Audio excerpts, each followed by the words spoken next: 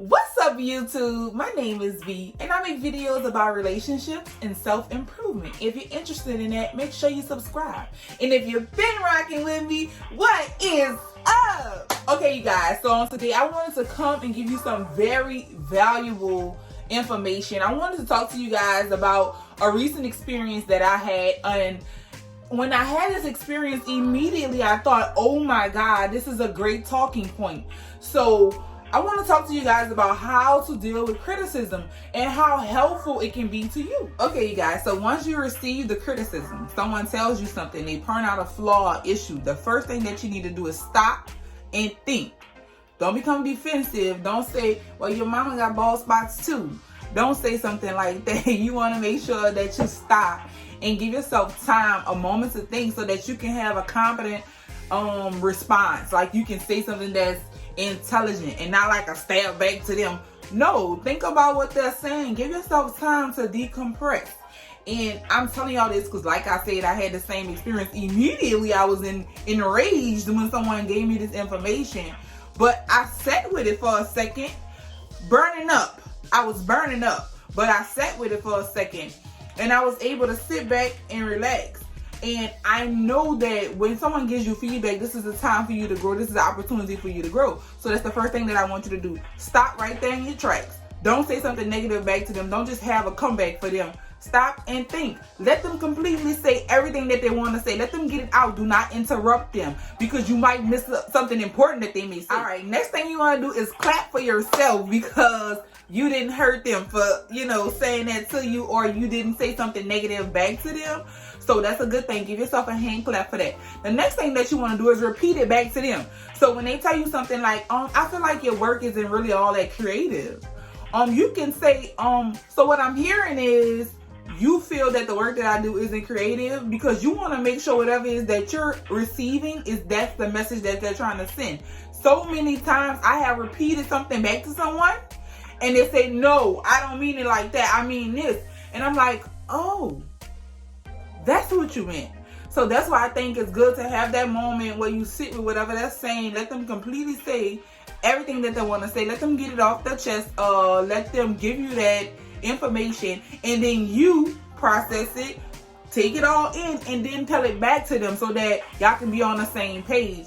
Once you repeat it to them, it gives you an opportunity to get a full understanding of what they're saying, and for them to get a full understanding of what you understood it as. Next part may sound a bit difficult, but it will be very helpful.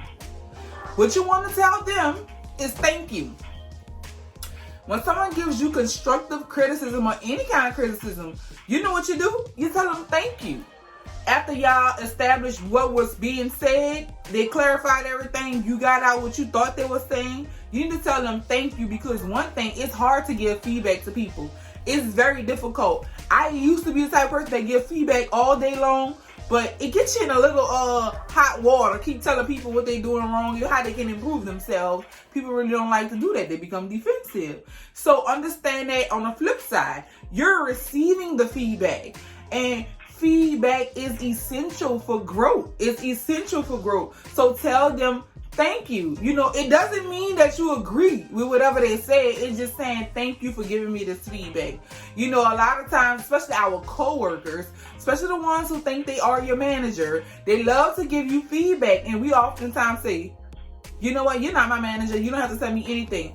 But instead of taking that approach, take it all in, process it, clarify, and then tell them thank you. So once you tell them thank you, they're going to probably be a bit confused if they're not used to dealing with people who have really good communication skills, or if they saw you as if you were angry in some scenario or something. They're probably going to be very confused when you say thank you.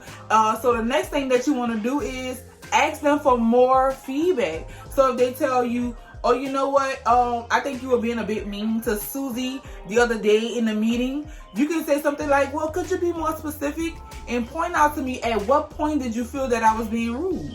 So they're going to be like, yeah, well, when you cut her off in the middle of talking, I felt like, you can say something like, well, I apologize. if you were being rude, then you definitely should have already apologized to that person once you calm down.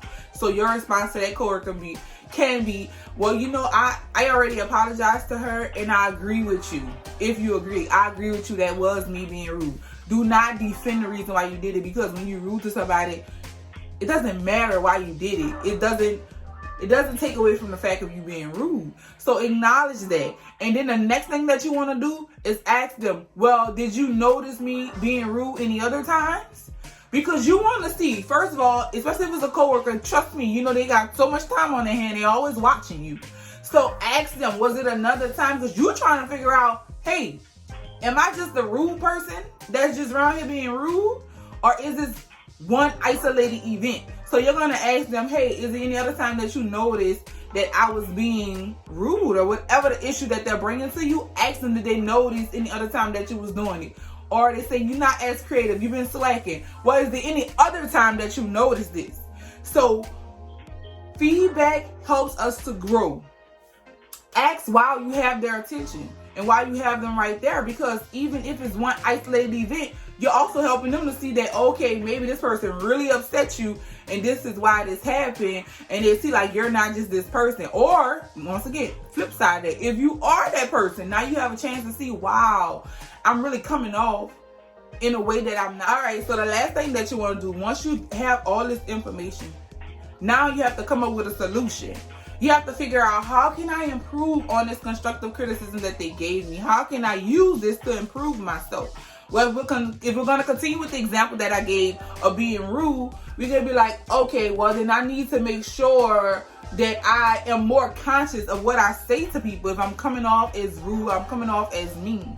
A lot of times people really think it's cute to be mean. I see people post memes and things about being mean like it's cute, and it's really not. It's not adult. It's not over 21 to me.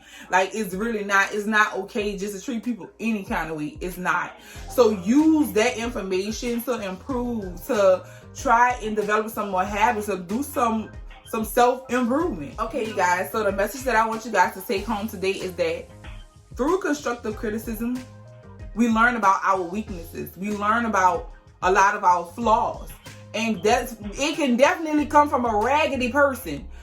Like, you might look at somebody and say, who are you to try and tell me something? You don't have your stuff together. Well, guess what? Constructive criticisms can come from anybody. It does not matter. But always use it to your advantage. Flip it. It always is an opportunity for us to find out some of our weaknesses, areas that we are weak in. And without constructive criticism, it's kind of hard for us to really grow, if you know what I mean. Because if you don't ever think anything is wrong, you're never going to improve. So don't be so hard and don't want anyone to tell you anything, because you're not going to grow. Not all the time is constructive criticism ugly and mean. Sometimes it can come from a friend. And really good constructive criticism, you can tell because it's friendly, you know, and it's coming from a good place. And that's sometimes easier for us to receive. But I want you guys to get to a place where you can receive it from someone that you know cares and love, and also from someone who probably have your worst intentions at hand. Those are the people that are going to study you and definitely try and pick out every flaw that they can find about you. So you know what you do? While they're trying to give you that information to say you down, you use it, flip it and reverse it, and improve yourself. Well, thank you guys so much for watching this video. I really hope that it falls into the right hands and that it can help someone. If you know somebody that this video would help, make sure that you share this video with them. Thank you guys so much for watching. Make sure you subscribe, like, and comment. And y'all know this already, but I'm going to tell y'all again. I love y'all.